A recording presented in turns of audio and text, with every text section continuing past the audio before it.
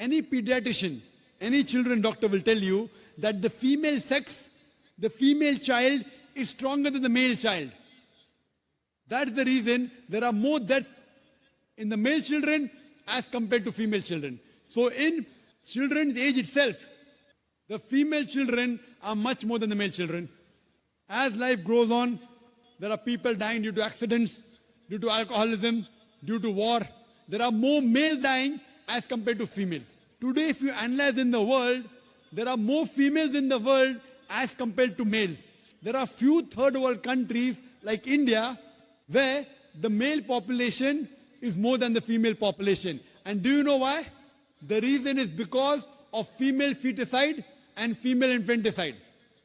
According to an article, a program which came on BBC by the name Let Her Die, the program was assignment.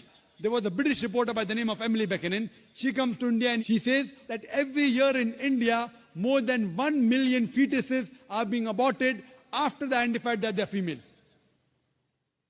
She says more than 3,000 every day. You multiply, more than 1 million every year. According to the Tamil Nadu government hospital report, she gives the statistics, out of 10 female born alive, do you know how many are put to death? 4. Sister, did you know that? Tamil Nadu, your state, your beloved state, according to the government statistics, out of 10 females born alive in the government hospital, 4 are put to death. There are billboards put in Rajasthan and here, which says that spend 500 rupees and save 500,000 rupees. You know what does it indicate? Spend 500 rupees, do ultrasonography, do amniocentesis, identify the child you're carrying is a female, abort her, and save 5 lakh rupees, 500,000 rupees. Maybe a couple of 100,000 upbringing her, and the remaining 100,000 in dowry. If you stop this evil practice in India, our beloved country, stop the female infanticide, stop the female feticide. Even in India, the population of female will be more than the male population. If you see the rest of the world, if you see New York alone, there are 1 million females more than males. In USA alone, there are 7.8 million females more than males. In UK alone, there are 4 million females more than males. In Germany alone, there are 5 million females more than males. In Russia alone, there are 9 million females more than males. And God alone knows how many millions of females are more than males throughout the world. Suppose I agree with your philosophy, sister. You said, 1 man, 1 woman. If I agree with you, sister, with your philosophy, 1 man, 1 woman. And suppose my sister happens to be in America, or your sister happens to live in America. And suppose the market is saturated. 1 man, 1 woman, saturated. Yet there will be 7.8 million females who will not find life partners. 1 man, 1 woman. Now the option for these 7.8 million females is either marry a man who already has a wife or become public property. You say, Dr. Zakir Naik, public property, such a harsh word. Sister, it is the most sophisticated word I can use. I cannot use a more sophisticated word than public property. According to the statistics of America, do you know, on an average, a man, before he settles down with a wife, he has 8 different sexual partners. Do you know that? On average, 8. Some may have 1, some may have 10, some may have 28 sexual partners before he settles down with one.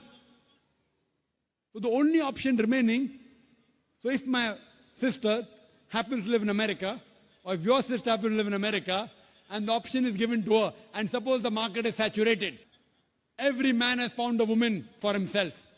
And unfortunately, if my sister, or if your sister happens to be one of the women who has not found a life partner, the only option for them is either marry a man who already has a wife or become public property. Any modest woman would opt for the first. Sister, what would you opt for your sister? Marrying a man who already has a wife or become public property? My sister's too young to be married, so... When she grows up and if she happens to go to America, or if you happen to be in America, Third choice. what would you prefer for her? You're the elder sister. Would you prefer her becoming public property or marry a man who already has a wife and get equal rights? In Islam, if you have a second wife, you give equal rights. In America, The public property has got no rights. She is degraded. She is dishonored. In Islam, she has the equal right. She gets honor. What would you prefer for younger sister when she grows up? Sometimes it's difficult to speak the truth, sister, correct? Especially in front of such a large audience. Anyway, I've got your answer, sister. Thank you. And your silence speaks for that. So that's the reason in Islam, sister, men have been allowed to marry more than one wife is to protect the woman, not to degrade her. Regarding a question, is it compulsory that the husband should take the permission of the wife? It's not compulsory because if she wants to protect, if that man wants to protect another woman, a normal woman, I agree with you, sister, no woman under normal circumstances would like to share the husband. You have to agree. This is human nature. But if the woman is a good Muslimah, is a good Muslim woman, what she says, let a small loss take place to prevent a big loss. She will say, I know sharing my husband is a loss for me, but I would prefer letting a small loss take place for me to prevent my sister becoming public property. She's a good human being. So she would surely give permission to the husband to marry a second woman, if she's a good Muslim woman. But taking permission is not fard, it is preferable. But at least informing is a requirement so that he does justice between the two wives. Hope that answers the question, sister. Thank you.